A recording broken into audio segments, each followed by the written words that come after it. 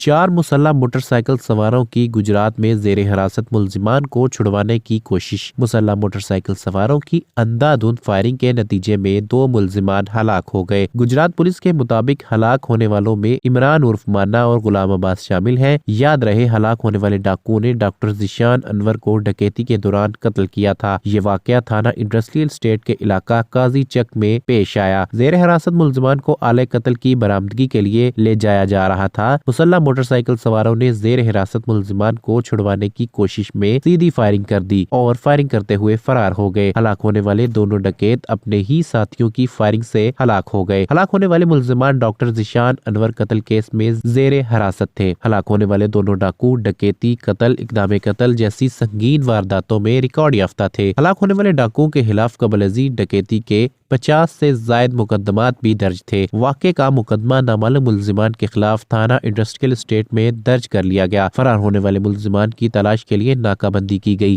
Police کا کہنا ہے کہ واقعے میں ملوث ملزمان کو جلد گرفتار کر کے کیفے کردار تک پہنچایا جائے گا۔ رپورٹ رضا چودھری، سہارا نیوز۔